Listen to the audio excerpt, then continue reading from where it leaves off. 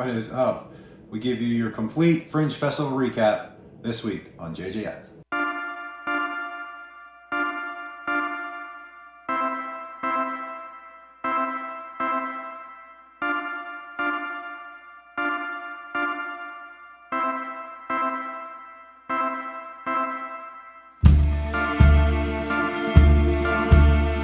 Before we begin the show, we have to let everybody know that Baggy's eyes is recovering. So he had some time at my mom's house while I was in DC, and yeah, his eye is shaping up, and he's kicking that little whatever it was. What about a sequence this week? I'm just going to do movie picks of the week. Archangel and John Dies at the End. Those were pretty cool.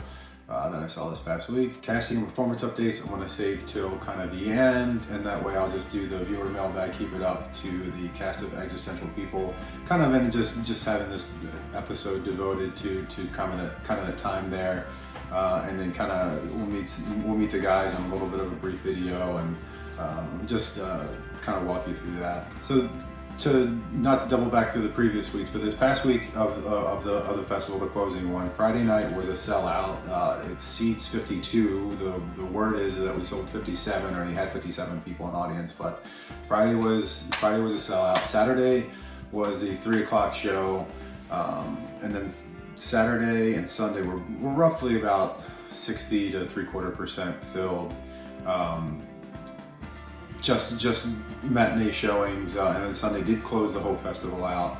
But it was on paper, the Fringe Festival sold 56% of their available seats, which is really great. Which is great for such a huge festival on such a small budget. And Existential people, coupling that, did 76% of ticket sales. So we definitely had a presence there, and it showed.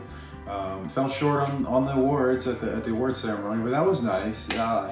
Everyone came at the end, and those that did win were elected via ballot from audience members. So great job to all the people that did win. I didn't see any of their performances, but I'm sure they were great. After, what is it? Jason said November. I can't believe we've been hanging out since November over the computer, but finally the cast of Existential people. We're gonna go in order here. All right, we have Jason. What's up, Jason? Chad and Quiet Ninja Richard. I'm Jason DeMasso. I play Indy Serrano. I'm based in DC, and I'm an actor. Chad Tyler, I play Esteban Richards, and I'm based in DC, and I'm an actor. Chad. Richard Gamble, and I play Joseph Garrett, and I'm based in Rehoboth Beach, Delaware, and I am retired. It's a signature party. It's like the yearbook going away. See you next summer. Yes. We have to know. We have to spill the beans here. Richard was an alternate for the Challenger, so I got his autograph. Jason also recently directed a production of Rent recently, which is badass. And then Chad has also gotten an audition with HBO. So yes. Congratulations, Chad. Thank you. Well, this is probably it for me, kids. Really? This is your final show? I was just about to ask, what is everyone's feeling? You retired after this hit? I don't think so. It's too hard to memorize lines at 70 years old.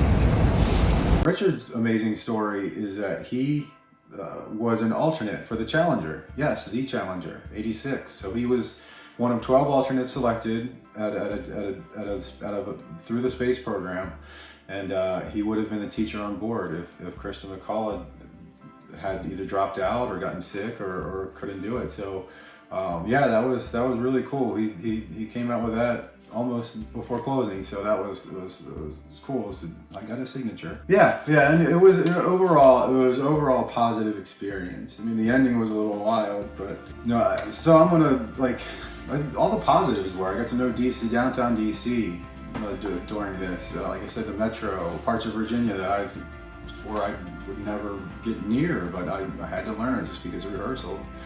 And it was just a good time with some good people, and I'm glad that it's over to say that it's done.